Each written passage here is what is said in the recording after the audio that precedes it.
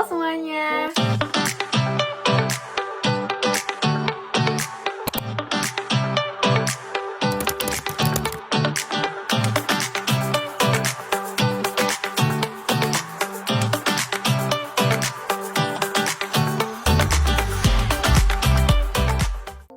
Kenalin, nama aku Naila Sahla Al-Afifah. Dulu aku termasuk orang yang sering banget overthinking, mikirin kenapa sih kita tuh bisa gampang cemas, atau kenapa orang lain bisa punya sifat yang bikin kita sebel. Sampai akhirnya aku ketemu sama psikologi umum, dan ternyata semua itu udah ada penjelasannya loh. Sekarang aku pengen bagiin ilmu ini biar kalian juga bisa paham diri sendiri dan orang di sekitar dengan lebih baik. Jadi, apa sih sebenarnya psikologi umum itu? Singkatnya, ini adalah ilmu dasar yang mempelajari tentang pikiran, perasaan, dan perilaku manusia. Ibaratnya, kalau kita mau paham cara kerja komputer, kita harus tahu dulu sistem dasarnya. Nah, psikologi umum adalah sistem dasar manusia. Di sini, kita belajar 3 hal utama. Yang pertama ada perilaku. Kenapa orang bisa punya kebiasaan berbeda? Misal, ada yang suka bangun pagi, ada yang nggak bisa hidup kalau nggak begadang. Terus ada proses mental, gimana sih cara kita berpikir, mengingat, atau mengambil sebuah keputusan. Lalu ada emosi, apa yang sebenarnya terjadi di otak kita ketika kita merasa senang, sedih, atau juga marah. Contoh gampangnya, kalau kalian ngerasa, kok aku bisa ya tiba-tiba ngomong kasar ke orang tua, padahal aku tuh gak bermaksud begitu. Nah, itu semua bisa dipelajari di psikologi umum. Sekarang kita masuk ke beberapa konsep dasar psikologi umum yang paling penting dan sering muncul di kehidupan kita. Yang pertama ada teori motivasi. Kita semua butuh motivasi kan? Ternyata ada 2 jenis motivasi, yaitu motivasi ekstrinsik, yaitu motivasi dari luar, kayak kita mendapatkan uang atau mendapatkan sebuah pujian. Intrinsik, kayak motivasi dari dalam diri sendiri, kayak rasa puas ketika kita melakukan sesuatu. Contohnya, anak yang belajar keras pengen dibeliin sepeda, itu tuh termasuk contoh ekstrinsik, versus anak yang belajar karena emang suka pelajarannya, itu termasuk intrinsik. Terus yang kedua ada proses memori. Pernah gak sih kalian lupa naruh kunci padahal baru 5 menit yang lalu? Itu tuh karena otak kita punya sistem penyimpanan yang unik. Jadi ada memori jangka pendek kayak RAM di komputer, jadi nyimpan sebuah informasinya tuh cuman sementara aja. Terus ada memori jangka panjang kayak hard disk, jadi nyimpen info yang penting aja kayak gitu. Makanya teknik belajar yang baik tuh yang bisa mindahin informasi dari memori jangka pendek ke memori jangka panjang. Terus yang ketiga ada teori kepribadian. Kenapa sih ada orang yang pemalu banget, ada yang super cerewet? Nah, ini tuh dipengaruhi oleh yang pertama ada nature, yaitu bawaan dari lahir, yaitu gen dari orang tua mereka. Terus ada nurture, itu tuh dari sebuah lingkungan, cara didikan sama pengalaman hidup. Contoh, anak kembar yang dibesarkan di lingkungan yang berbeda bisa punya kepribadian yang berbeda juga. Sekarang, yang paling penting, gimana sih kita bisa pakai ilmu psikologi umum ini dalam kehidupan sehari-hari? Yang pertama, untuk diri sendiri. Jadi, kita tuh bisa paham cara kerja stres. Jadi, kita bisa mengelolanya menjadi lebih baik. Terus, kita tahu gimana memori itu bekerja. Jadi, kita bisa tahu teknik belajar yang lebih efektif. Mengenali pola pikir sendiri, jadi lebih produktif. Yang kedua, yaitu untuk hubungan, paham bahwa orang tuh punya kebiasaan berbeda, jadi kita bisa lebih sabar. Mengerti bahwa emosi itu wajar, jadi kita nggak akan langsung marah saat ada masalah. Terus, agar kita tuh bisa tahu komunikasi yang lebih efektif, karena mengerti cara berpikir orang lain. Terus yang ketiga, ada untuk pekerjaan. Misalnya untuk memotivasi tim dengan memahami apa sih yang bikin mereka semangat, terus kita mengatasi konflik dengan pendekatan psikologis. Terus buat presentasi biar lebih efektif karena kita tuh udah paham cara gimana sih cara audiens berpikir. Kalau aku sendiri setelah belajar psikologi umum, aku tuh jadi lebih paham kenapa sih aku tuh suka menunda-nunda pekerjaan. Ternyata itu tuh ada penjelasan ilmiahnya dan ada juga loh cara untuk mengatasinya.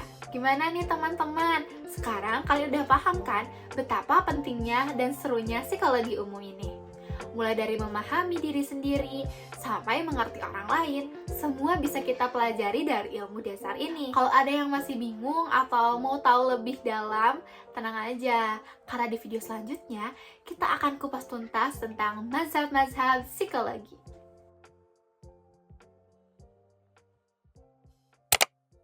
Di sini aku bakal ngejelasin tentang 5 mazhab psikologi yang tentunya menarik dan bermanfaat bagi kita semua. Aku bakal ngejelasin dengan bahasa yang mudah dipahami biar kalian gak bosan nontonnya. Langsung aja ke penjelasannya. Jadi, sebelum kita masuk ke pembahasan masing-masing mazhab, aku bakal ngejelasin tentang apa itu mazhab psikologi. Mazhab psikologi itu bisa dibilang sebagai aliran atau pendekatan dari ilmu psikologi yang punya karakteristik dan teori yang khusus. Jadi, setiap mazhab tuh punya cara pandang yang unik dalam memahami perilaku ataupun proses mental manusia. Nah, dalam proses perkembangannya muncul beberapa mazhab utama yang berpengaruh. Yang pertama ada behaviorisme, psikodinamik, humanistik eksistensial, kognitif, dan yang terakhir, biologis. Perbedaan pendekatan ilmiah inilah yang menjadi fondasi penting dalam perkembangan teori-teori psikologi modern. Gak cuma berdampak di dunia akademik aja, tapi juga berdampak ke kehidupan sehari-hari kita loh. Mulai dari cara kita belajar, berinteraksi, sampai menjaga kesehatan mental kita. Selanjutnya, kita masuk ke mazhab pertama yang akan kita bahas, yaitu mazhab behaviorisme.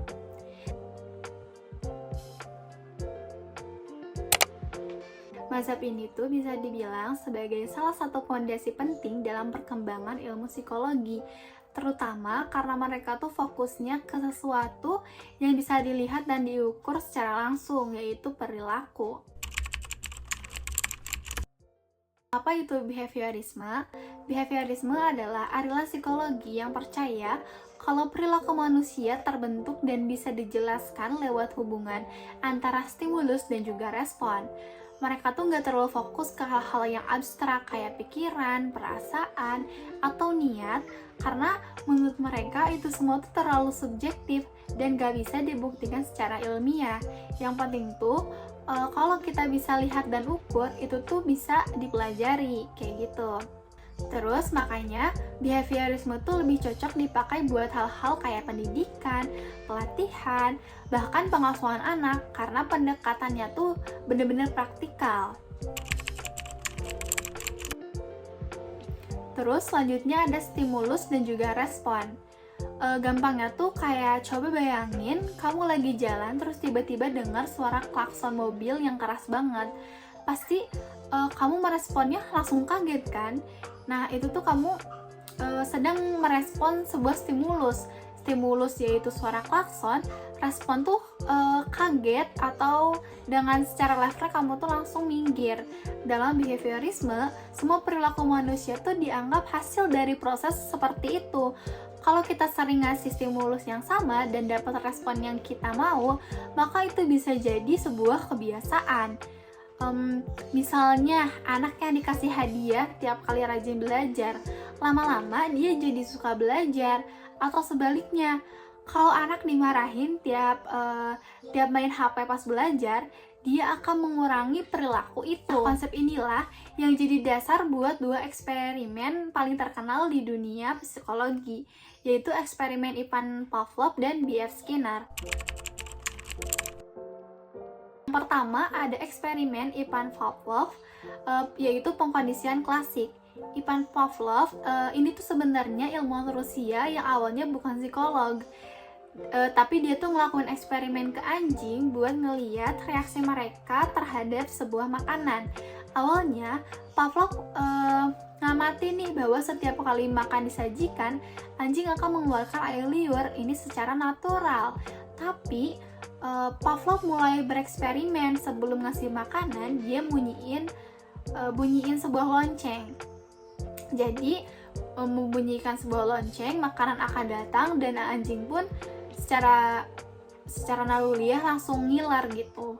Nah, kalau diulang-ulang terus kebiasaan ini sampai akhirnya cuman dengan bunyi lonceng, maka tanpa makanan pun si anjing pun akan ngiler duluan gitu. Itu artinya anjingnya tuh mengasosiasikan suara lonceng dengan sebuah makanan. Nah, proses ini disebut pengkondisian klasik. Artinya, stimulus yang tadinya netral bunyi lonceng karena sering dikaitkan dengan stimulus bermakna makanan, akhirnya bisa memunculkan respon sendiri, yaitu air liur. Terus kalau contoh di kehidupan nyata, kalau kamu dulu waktu kecil sering dengar lagu iklan tukang es krim misalnya, terus sekarang tiap dengar lagu itu kamu jadi suka pengen jajan. Nah, itu tuh termasuk dengan pengkondisian klasik.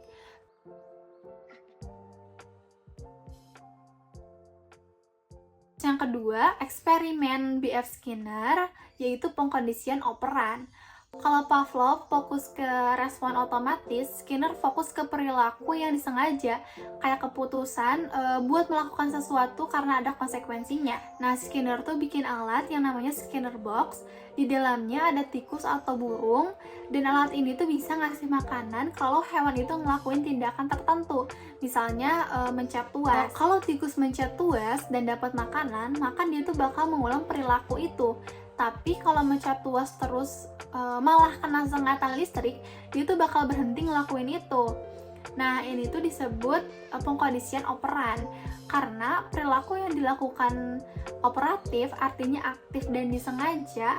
Di sini tuh Skinner ngenalin dua konsep penting. Yang pertama ada reinforcement, yaitu penguatan, bikin perilaku tuh makin sering terjadi. Terus ada punishment, yaitu hukuman, bikin perilaku jadi berhenti atau berkurang. Nah, kalau contohnya di kehidupan nyata, kayak kamu dikasih uang jajan nih, kamu dikasih uang jajan lebih, terus kalau kamu bantu bersihin rumah misal, nah itu termasuk reinforcement positif.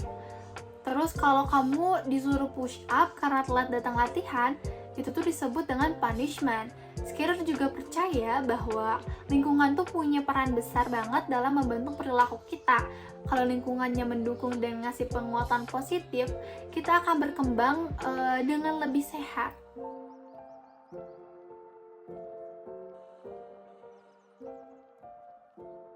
Nah, simpulan dari behaviorisme yaitu behaviorisme tuh percaya bahwa perilaku manusia tuh terbentuk dari kebiasaan, pengalaman, dan respon terhadap stimulus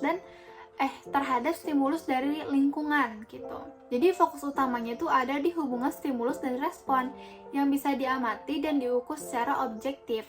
Terus dua jenis utama dari pembelajaran dalam behaviorisme adalah yang pertama ada pengkondisian klasik dari Ivan Pavlov, terus yang kedua ada pengkondisian operan dari B.F. Skinner. Nah, pendekatan ini juga banyak diterapkan di sekolah, terus di pelatihan kerja, parenting, sampai terapi perilaku. Makanya, behaviorisme tuh ngajarin kita bahwa kadang kita tuh nggak perlu terlalu ribet mikirin kenapa atau berbuat sesuatu. Cukup lihat aja gimana sih lingkungan mereka tuh membentuk perilaku itu, kayak gitu. Nah, segitu penjelasan buat materi behaviorisme. Selanjutnya aku bakalan bahas materi tentang psikodinamik.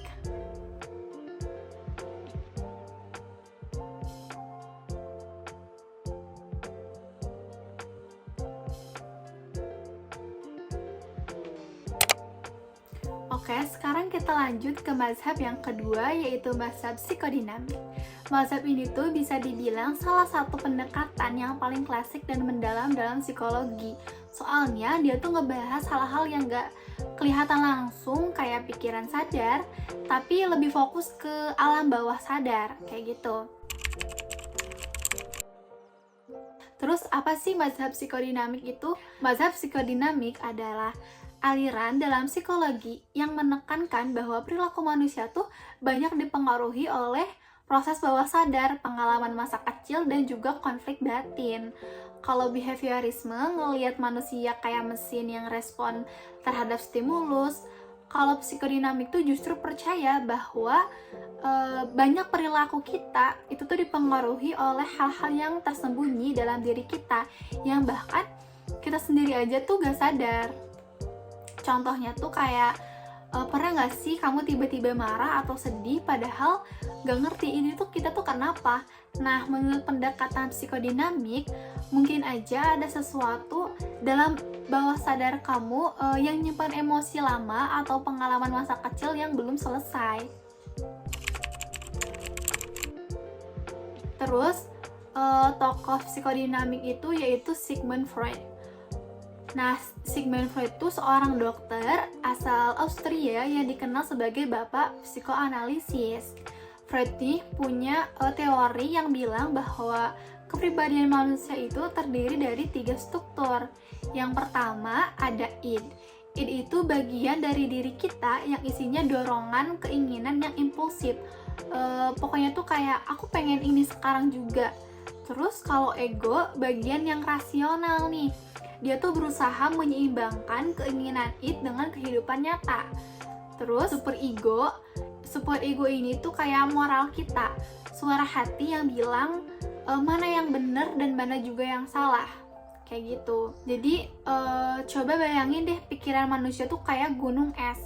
Bagian yang kelihatan di atas permukaan air itu tuh pikiran sadar, tapi yang gede dan tersembunyi di bawah air itu tuh alam bawah sadar yang kenyataannya tuh justru lebih berpengaruh ke kehidupan kita.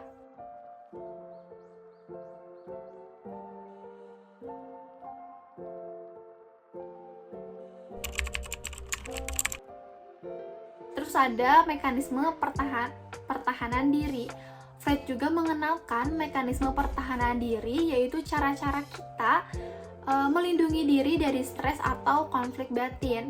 Contohnya tuh kayak ada represi. Jadi represi itu kita secara nggak sadar mengubur ingatan yang menyakitkan ke dalam alam bawah sadar kita. Terus ada denial. Denial tuh kayak penyangkalan. Kita nolak kenyataan, kayak orang terus bilang aku nggak sedih kok, padahal jelas-jelas dia tuh lagi nangis. Terus ada proyeksi.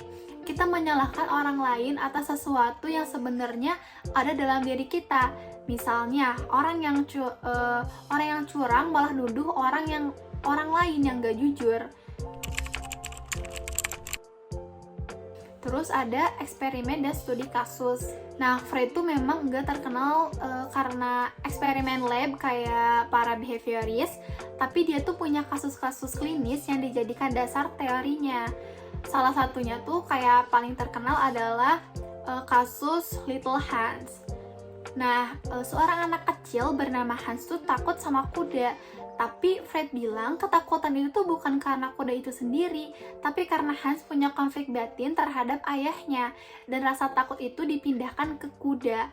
Artinya, kuda itu tuh cuman simbol dari konflik emosional yang tersembunyi, kayak gitu. Terus, Freud juga punya murid-murid yang mengembangkan teori behaviorisme ini. Nah, yang pertama ada Carl Jung, ngenalin konsep kepribadian kolektif dan archetype. Terus ada Alfred Adler, dia tuh fokus ke rasa rendah diri dan perjuangan untuk merasa berharga. Terus ada Erik Erikson, ngembangin tahapan perkembangan psikososial yang lebih relevan ke masa kini. Nah, mereka semua itu sepakat bahwa masa kecil, pengalaman pribadi, dan konflik batin itu sangat berpengaruh ke kehidupan kita sekarang. Tapi mereka punya pendekatan yang lebih fleksibel dari Freud, kayak gitu. Nah, kalau aplikasi psikodinamik di kehidupan tuh, mazhab psikodinamik tuh biasanya digunakan dalam terapi psikologi, yaitu psikoterapi. Psikolog atau terapis bakal ngajak kita mengenali pengalaman masa lalu dan konflik batin. Terus ada analisis mimpi. Jadi Freud itu percaya mimpi itu adalah jalan masuk ke dalam alam bawah sadar kita. Konseling untuk trauma atau masalah hubungan. Misalnya kenapa seseorang susah percaya orang lain, bisa jadi karena pengalaman masa kecil dengan orang tuanya. Jadi bisa kita simpulin kalau mazhab psikodinamik tuh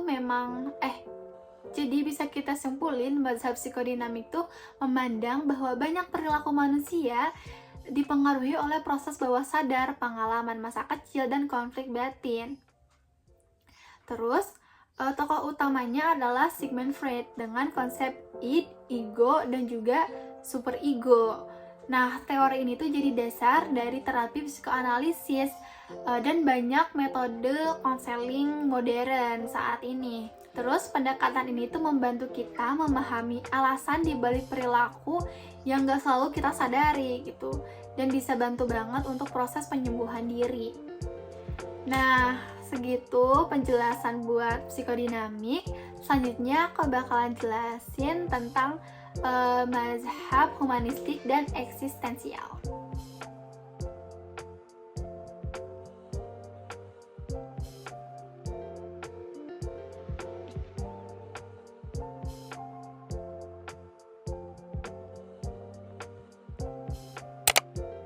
Oke, sekarang kita masuk ke mazhab ketiga nih, mazhab yang paling vibes dan penuh harapan, humanistik eksistensial.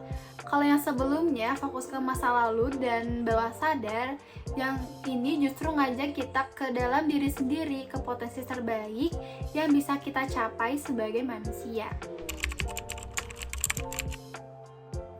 Jadi, apa itu mazhab humanistik eksistensial? Mazhab ini melihat manusia bukan sebagai robot stimulus respons kayak behaviorisme atau korban konflik masa kecil kayak psikodinamik, tapi sebagai makhluk sadar yang punya kebebasan pilihan dan potensi untuk tumbuh. Nah, dua pendekatan yang digabungkan di sini tuh ada humanistik, fokus pada potensi aktualisasi diri dan pengalaman positif. Terus yang kedua, eksistensial, fokus pada makna hidup, pilihan, tanggung jawab, dan kecemasan eksistensial. Misalnya, aku ini siapa sih? Tujuan hidupku, aku tuh apa sih?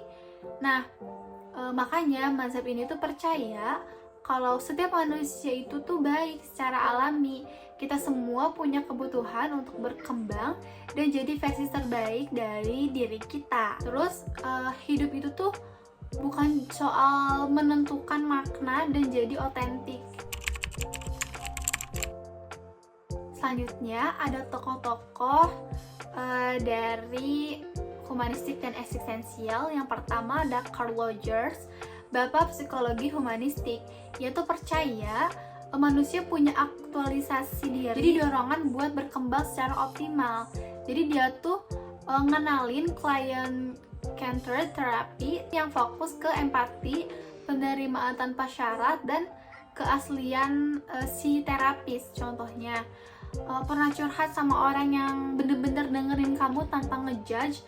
Nah, itu tuh vibes-nya kayak Rogers banget, kayak gitu. Terus ada Abraham Maslow. Kamu pasti pernah dengar tentang hierarki kebutuhan Maslow. Itu tuh dari dia. Dia bilang kita bakal naik level kebutuhan dari yang paling dasar, makan dan tidur, sampai ke aktualisasi diri, jadi versi terbaik dari diri kita sendiri. Terus hierarki Maslow tuh bentuknya tuh kayak piramida. Ada fisiologis, makanan dan tidur, keamanan, rumah stabilitas, sosial, cinta dan teman.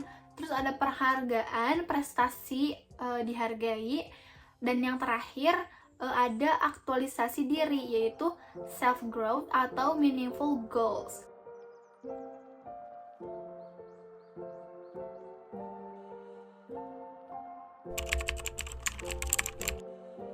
Terus contoh aplikasi dalam kehidupan, kalau kamu ngerasa stuck dan mulai nanya apa sih makna hidupmu, mazhab eksistensial tuh ngajak kamu untuk menyelami hal itu dan ambil tanggung jawab atas hidupmu sendiri, kayak gitu. Kamu pengen mengenal dirimu lebih dalam, bukan dari standar orang lain, terapi humanistik tuh bisa bantu kamu dengan pendekatan yang suportif dan empatik. Terus kamu lagi proses healing dan butuh dukungan buat bertumbuh. Pendekatan ini jadi pendekatan itu percaya kalau kamu tuh punya potensi buat sembuh dan berkembang. Jadi singkatnya tuh, mazhab humanistik eksistensial tuh menganggap manusia sebagai makhluk unik, sadar, dan penuh potensi. Fokus ke pertumbuhan diri, kebebasan, pilihan, dan pencarian makna. Terapi dan pendekatan lebih hangat, suportif, dan empatik. Cocok buat yang lagi self-reflection, healing, atau cari arah kehidupan. Nah, segitu yang aku bisa jelasin tentang materi humanistik dan eksistensial. Selanjutnya kita ke materi tentang kognitif.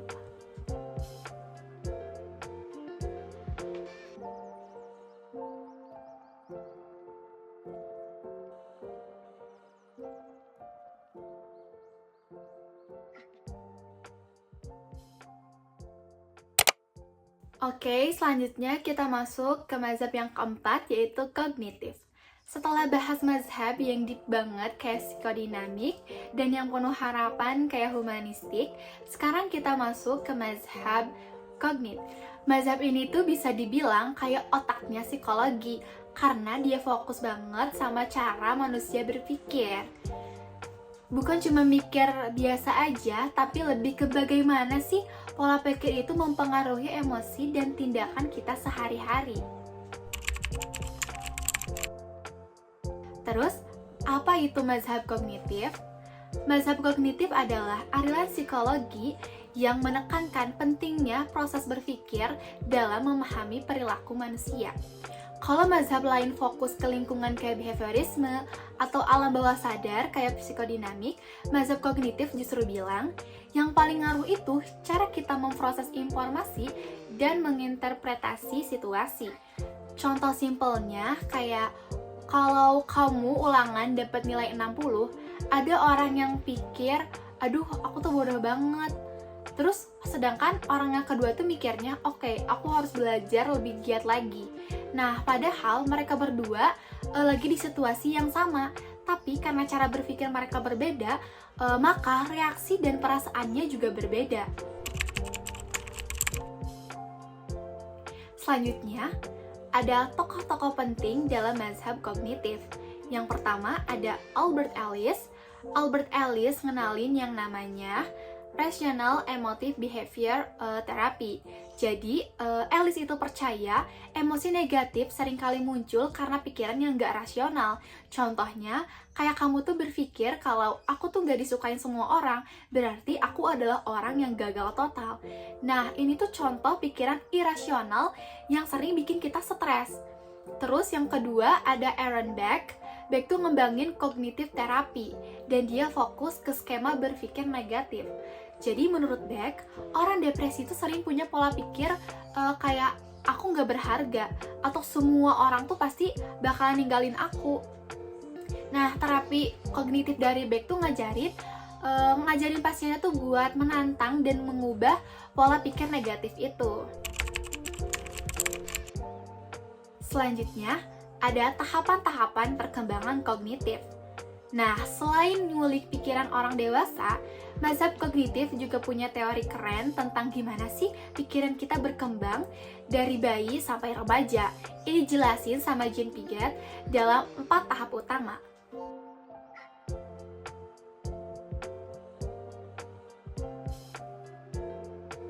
Pertama, ada tahap sensorik motorik. 0-2 tahun, anak mulai belajar lewat indera dan gerak. Misalnya, pegang mainan, masukin ke mulut, buang dan ambil lagi. Mereka tuh belajar dari percobaan langsung dan juga pengulangan. Yang kedua, ada tahap praoperasional, yaitu 2-7 tahun. Anak mulai bisa mikir, tapi belum bisa berpikir secara logis. Nah, ini tuh sering banget percaya sama apa yang mereka lihat. Jadi walaupun mereka tuh sebenarnya masih keliru. Contohnya kayak air di gelas sama dengan lebih banyak, padahal isinya tuh sama gitu. Jadi air di gelas yang tinggi tuh bakalan lebih banyak gitu. Mereka berpikirnya seperti itu. Terus ciri-cirinya bisa mikir sebelum bertindak, tapi logikanya tuh masih lemah. Terus egosentrisnya susah lihat dari sudut pandang orang lain. Nah, mereka juga masih berpikir secara subjektif banget. Yang ketiga, ada tahap operasional konkret 7-11 tahun. Jadi di sini anak mulai berpikir logis, tapi masih di hal yang konkret, yaitu nyata. Kayak mereka tuh udah paham konsep konservasi, jumlah air tuh nggak merubah walaupun wadahnya beda. Nah, mereka bisa ngerti antara sebab dan akibat, aturan, dan mulai berpikir secara realistis. Terus yang keempat, ada tahap operasi formal. Ini tuh usia 11 tahun ke atas. Nah, di sini tuh mereka udah mulai bisa mikir abstrak, bisa bikin hipotesis, analisis kemungkinan, dan mikirin ide yang belum nyata. Misalnya, kalau aku terus bolos, kemungkinan aku gak akan lulus. Terus ini tuh mereka udah berpikir kayak orang dewasa, kayak gitu. Selanjutnya, inti teori dari mazhab kognitif. Jadi, bukan kejadian yang bikin kamu stres, tapi cara kamu mikir tentang kejadian itu. Coba deh, misalnya kamu lagi dimarahin dosen atau guru. Kalau kamu mikir, aku gagal banget nih, terus kamu sedih dan kamu jadi insecure. Kalau kamu mikir, oke, aku bakal belajar deh dari kesalahan aku. Nah, dari situ kan kamu bakal lebih semangat, kamu gak akan insecure. Nah, mazhab kognitif ngajarin kita buat ubah pola pikir biar emosi dan perilaku juga ikut berubah. Terus, ada aplikasi mazhab kognitif dalam kehidupan. Jadi, terapi kognitif tuh banyak banget psikolog yang pakai pendekatan ini buat bantu atau ngelawan depresi, kecemasan, overthinking, dan lain-lain. Terus ada belajar dan pendidikan. Ini tuh bisa bantu anak berkembang sesuai tahap pikirannya. Selanjutnya ada perkembangan diri. Dengan ubah cara kita berpikir, kita tuh bisa mengubah cara hidup kita. Terus simpulan dari mazhab kognitif adalah, jadi mazhab kognitif ngajarin kita bahwa pikiran kita tuh punya peran besar dalam membentuk emosi dan tindakan. Kalau kita mau mengubah perasaan atau kebiasaan, salah satu cara paling efektif adalah dengan mengubah cara berpikir kita. Selain itu, dengan tahu tahap-tahap perkembangan kognitif, kita juga jadi bisa lebih paham. Contohnya kayak, oh, anak kecil itu belum bisa mikir kayak orang dewasa, jadi ya wajar kalau kadang pemikirannya tuh nggak masuk akal. Intinya, cara kita menafsirkan dunia di kepala kita tuh akan menentukan gimana sih kita ngejalanin kehidupan. Dan itu bisa dilatih ya. Jadi itu tuh bisa dibenerin dan juga bisa dikembangkan. Oke, segitu aja yang bisa aku jelasin tentang mazhab kognitif. Selanjutnya aku bakal ngejelasin tentang mazhab biologis.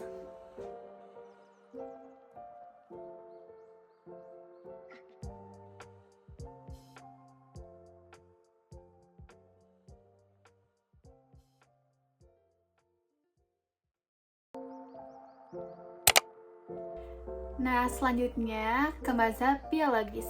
Pernah nggak sih kita berpikir kenapa kita bisa marah, sedih, jatuh cinta, atau cemas? Nah, mazhab biologis tuh bilang jawabannya ada di otak, hormon, dan gen kita. Jadi, cara kita berpikir dan berperilaku itu tuh berpengaruh banget sama kondisi tubuh kita. Apa itu mazhab biologis? Mazhab biologis itu pendekatan dalam psikologi yang menjelaskan bahwa perilaku manusia itu berhubungan langsung dengan kondisi biologis tubuh kita. Biar gampang dipahami itu, jadi intinya mazhab ini tuh bilang kalau otak, hormon, dan gen kita tuh sangat berpengaruh dalam membentuk cara kita berpikir, merasa, dan juga bertindak. Misalnya, ketika kita lagi marah, bisa jadi otak kita tuh lagi mengeluarkan hormon adrenalin. Kalau kita lagi merasa bahagia, mungkin kadar oksitosin atau serotonin kita tuh lagi tinggi. Bahkan, ada orang yang cenderung lebih cemas karena faktor genetik atau masalah keseimbangan kimia di otaknya. Terus ada bagian-bagian tubuh yang penting menurut mazhab ini. Yang pertama ada otak. Penjelasannya, otak itu adalah pusat pengendali tubuh kita. Semua yang kita pikirkan, rasakan, dan lakukan dimulai dari otak. Ada banyak bagian otak yang punya fungsi berbeda, kayak bagian yang ngatur emosi, misalnya amigdala, ingatan, hipokampus, dan kemampuan berpikir logis, yaitu korteks prefrontal. Nah, contohnya tuh kayak kalau seseorang mengalami cedera otak, bisa terjadi perubahan pada kepribadian atau kemampuan berpikirnya.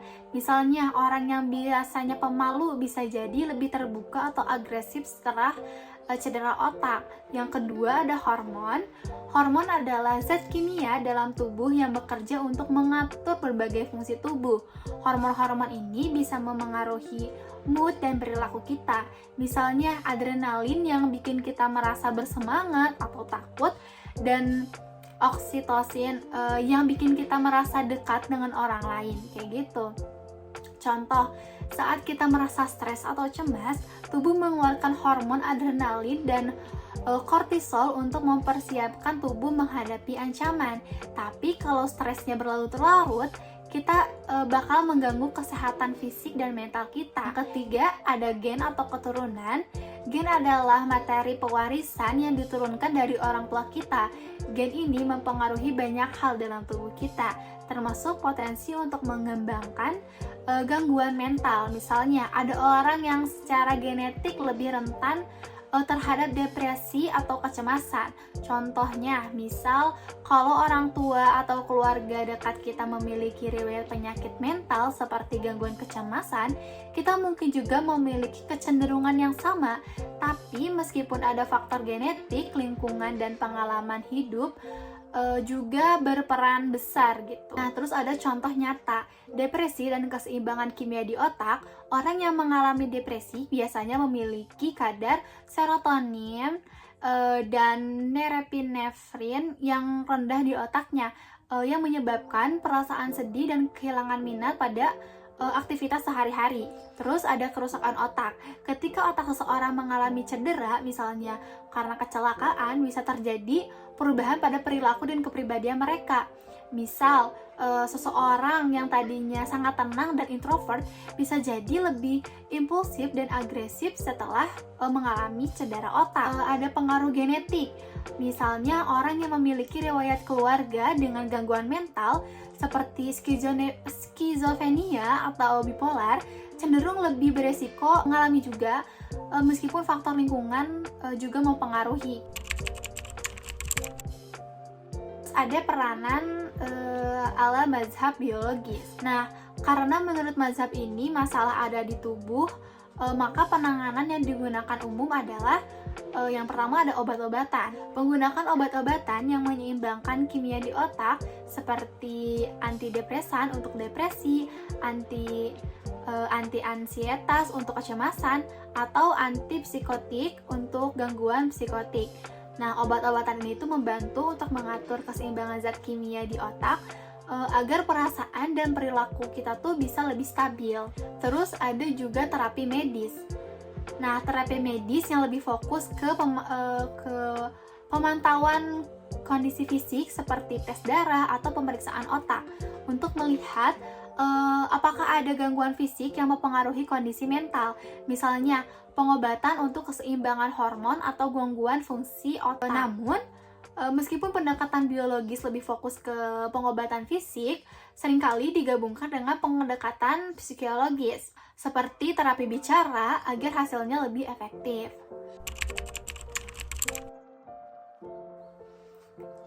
Nah, kelebihannya tuh menyediakan solusi yang langsung dan cepat untuk gangguan mental dengan menggunakan obat atau perawatan medis. Bukti ilmiah yang jelas karena banyak penelitian yang membuktikan bahwa otak, hormon, dan gen berpengaruh langsung pada perilaku dan kondisi mental. Nah, ada juga nih kekurangannya. Contohnya kayak kadang terlalu fokus ke faktor fisik, jadi bisa lupa bahwa lingkungan dan pengalaman hidup juga mempengaruhi perilaku kita. Terus bisa membuat orang merasa bahwa mereka tuh gak bisa mengubah nasib, padahal masih banyak hal yang bisa dilakukan selain pengobatan itu. Untuk yang terakhir, kesimpulan mazhab biologis tuh ngajarin kita bahwa tubuh dan pikiran itu berhubungan banget nih, nyambung banget. Jika ada masalah dalam tubuh kita, kita tuh bisa langsung mempengaruhi cara kita berpikir, merasakan, dan berperilaku. Tapi meskipun faktor tubuh itu penting, bukan berarti kita nggak bisa berubah. Dengan pengobatan yang tepat dan dukungan lingkungan yang positif, kita tetap bisa sembuh dan juga berkembang.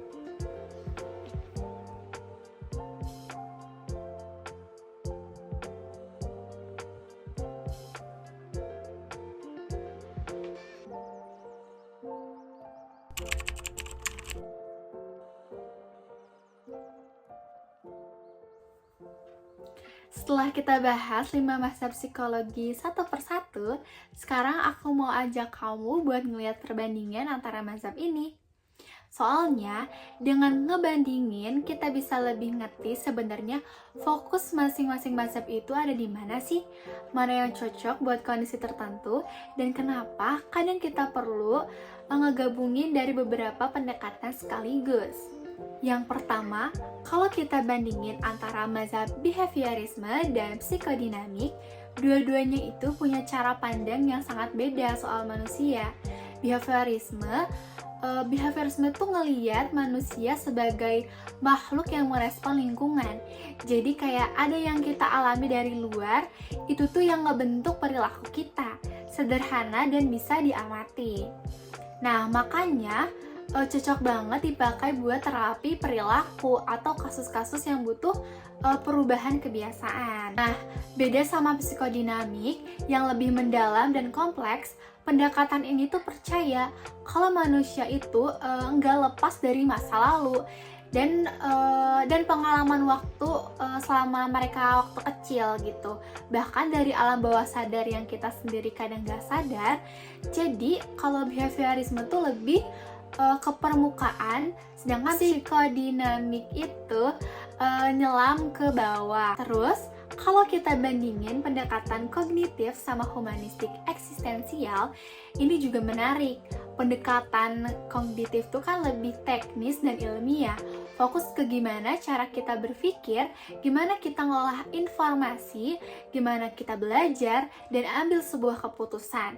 Jadi banyak dipakai buat bantu orang yang suka overthinking, punya distori pikiran, terus atau pengen ngembangin cara berpikir yang lebih sehat. Sementara pendekatan humanistik eksistensial itu tuh lebih ke arah pencarian makna hidup, fokusnya ke potensi manusia, pilihan bebas, dan gimana sih seseorang bisa mencapai aktualisasi diri atau jadi versi terbaik dari dirinya sendiri. Nah, ini tuh cocok banget buat orang-orang yang ngerasa hampa, kehilangan arah, atau lagi mempertanyakan tujuan hidupnya. Lalu, kalau ngomongin pendekatan biologis, ini tuh lebih fokus ke struktur tubuh, sistem saraf, otak, hormon, pokoknya yang berhubungan sama aspek fisik manusia. Nah, pendekatan ini tuh penting banget kalau kita ngomongin gangguan mental yang serius kayak skizofrenia, bipolar, atau depresi berat yang emang ada pengaruh biologisnya. Tapi bukan berarti pendekatan lain jadi nggak penting. Justru pendekatan biologis tuh sering digabungin sama pendekatan lain buat hasil yang lebih optimal. Misalnya, pasien dikasih obat oleh psikiater, tapi juga ikut terapi psikologis buat bantu proses pemulihan. Buat tahu kapan pendekatan tertentu cocok dipakai, itu tuh tergantung sama permasalahannya. Contohnya, kalau anak yang susah belajar atau berperilaku menyimpang di sekolah, behaviorisme tuh bisa jadi pilihan awal, misalnya dengan memberikan reward dan punishment. Tapi kalau masalahnya ternyata karena si anak tuh punya cara berpikir yang keliru, perbedaan kognitif bisa lebih membantu. Lalu, seseorang sering punya mimpi aneh atau mengalami trauma dari masa lalu. Pendekatan psikodinamik bisa jadi cara untuk menggali dan memahami sumber masalahnya. Terus kalau ada orang yang ngerasa hidupnya kosong, gak tahu tujuannya apa, atau kehilangan arah, nah maka pendekatan humanistik eksistensial lebih cocok karena dia bantu orang untuk menemukan makna dan jati diri. Tapi kalau udah menyangkut hal-hal yang berhubungan dengan gangguan otak atau ketidakseimbangan kimia tubuh, tentu pendekatan biologis dibutuhkan juga. Dalam praktiknya, pendekatan-pendekatan ini tuh sering banget dipakai secara bersamaan. Terapis bisa mulai dari psikodinamik, buat memahami akar masalah, terus lanjut ke kognitif supaya klien tuh mengubah pola pikirnya.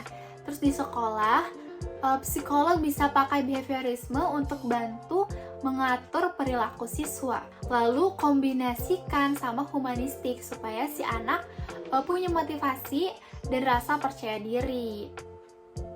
Psikiater juga bisa kasih obat buat gangguan mental berat, tapi kerjasama dengan psikolog untuk bantu klien menjalani proses terapi psikologisnya. Jadi intinya, setiap mazhab itu punya kelebihan masing-masing. Gak ada satupun yang bisa berdiri sendiri buat menjelaskan keseluruhan manusia. Karena manusia itu kompleks banget. Jadi kita tuh gak bisa cuma dilihat dari perilakunya aja, atau pikirannya aja, atau otaknya aja. Semua tuh saling berkaitan. Dan pendekatan psikologi modern sekarang tuh udah mulai menggabungkan berbagai pendekatan ini supaya penanganan yang diberikan tuh lebih menyeluruh dan sesuai dengan kebutuhan tiap individu. Pendekatan mana sih yang paling nyambung sama diri kamu? Misalnya, kamu sering mikirin masa lalu dan ngerasa itu masih berpengaruh banget nih di hidup kamu sekarang. Bisa jadi kamu tuh cocok eksplorasi pendekatan psikodinamik. Atau kamu lebih percaya kalau kebiasaan itu tuh bisa ngebentuk diri kamu. Berarti behaviorisme tuh lebih relate sama kamu. Atau sering overthinking, ngerasa pikiran kamu tuh kadang ngeribetin diri sendiri. Coba lihat pendekatan kognitif. Kalau kamu orang yang suka mikir soal makna hidup, arah, tujuan, dan potensi diri, kamu mungkin bakalan nyaman sama pendekatan humanistik eksistensial. Kamu ngerasa stres, itu tuh beneran ngefek ke tubuh, kayak gampang capek, susah tidur, atau jantung kamu tuh berdebar, pendekatan biologis juga perlu banget diperhatiin. Karena pada akhirnya, semua pendekatan itu tuh bantu kita buat lebih ngerti diri sendiri dan orang lain. Karena memahami manusia tuh nggak bisa cuman dari satu sisi aja. Kita butuh banyak sudut pandang biar bisa melihat gambaran yang utuh.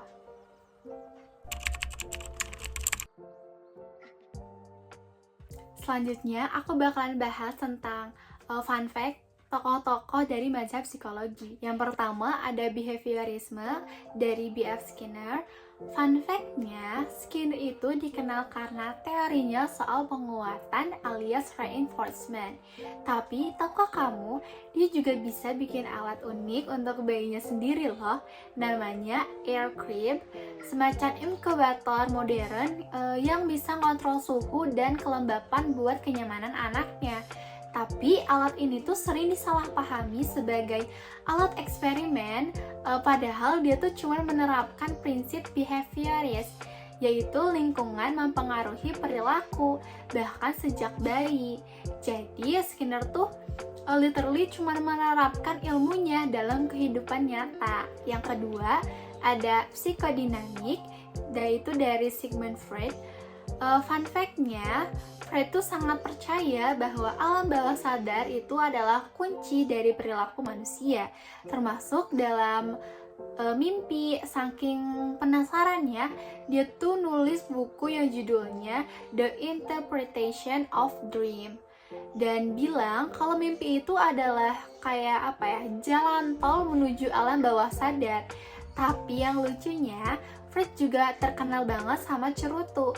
Pas ditanya soal itu, dia cuma bilang kadang cerutu cuma cerutu. Padahal teori dia tuh kan penuh dengan simbol. Jadi beneran cuma cerutu atau ada makna tersembunyi? Tapi ya cuman Freud doang yang tahu. Terus yang ketiga ada humanistik eksistensial dari Carl Rogers. Jadi fun fact-nya, Carl Rogers tuh awalnya hampir jadi pendeta, tapi dia lebih tertarik buat mendengarkan orang cerita daripada berkhotbah.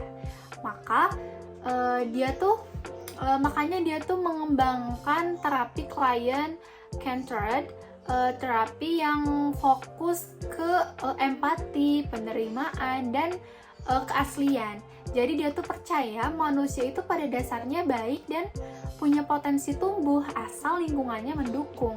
Nah, dari sanalah muncul konsep terkenal yaitu unconditional positive regard atau penerimaan tanpa syarat. Jadi, bisa dibilang Carl Rogers itu adalah pelopor 5 self-love sebelum ada di tren-tren TikTok kayak gitu. Yang keempat ada dari Jean Piaget. Fun fact-nya tuh, Jean Piaget tuh literally jenius dari kecil. Di umur 11 tahun, dia udah nerbitin makalah ilmiah soal siput alias moluska. Tapi yang bikin dia jadi bapaknya psikologi kognitif adalah kebiasaannya ngamatin anak-anaknya tuh anak-anaknya sendiri main dan ngobrol gitu. Jadi dari sana dia nyusun teori tahap perkembangan kognitif yang bisa dipelajari sampai sekarang. Jadi dia percaya bahwa anak berpikir berbeda dari orang dewasa dan cara berpikir itu tuh berkembang dan juga bertahap. Bayangin aja dari hal serandom anak ngomong sendiri depan boneka, dia tuh bisa nemuin insight buat pendidikan di dunia. Yang kelima ada biologis dari Paul Broca. Jadi fun fact-nya Paul Broca tuh adalah dokter dan ilmuwan yang nemuin bagian otak buat ngomong karena pasiennya tuh cuman bisa bilang satu kata, yaitu Tan. Karena itu pasiennya dijuluki Monsieur Tan. Broca tuh lalu teliti otaknya dan menemukan bagian yang rusak. Sekarang kita kenal sebagai area Broca, pusat produksi bahasa di otak kiri. Jadi penemuannya tuh menguatkan mazhab biologis yang bilang bahwa perilaku manusia itu bisa dijelaskan lewat struktur dan fungsi tubuh, terutama di otak. Jadi kalau kamu susah ngomong pas presentasi, mungkin area Broca kamu lagi ngambek aja kali ya. Segitu aja fun fact-nya buat tokoh-tokoh mazhab psikologi. Dan itu dia penjelasan lengkap tentang 5 mazhab psikologi yang memberikan kita wawasan lebih dalam tentang perilaku dan pikiran manusia. Mulai dari behaviorisme yang fokus pada stimulus dan respon, psikodinamik yang menggali alam bawah sadar serta konflik batin, humanistik eksistensial yang menekankan pada potensi diri dan pencarian makna hidup. Terus ada kognitif yang melihat bagaimana cara kita berpikir dan memproses informasi, hingga psikologi biologis yang memahami hubungan antara tubuh dan pikiran kita. Nah, setiap mazhab ini memiliki pendekatan yang unik dan penting dalam memahami diri kita, baik dari segi mental, emosi, maupun fisik. Semoga penjelasan ini bermanfaat dan memberikan gambaran yang lebih jelas tentang teori-teori psikologi yang ada. Jangan ragu untuk terus menggali pengetahuan dan refleksi diri, karena psikologi nggak cuma tentang ilmu, tapi juga tentang bagaimana kita memahami diri dan orang lain. Terima kasih sudah menyimak video ini dan semoga hari-hari kamu penuh dengan pengetahuan baru yang menarik. Sampai jumpa lagi. Bye-bye.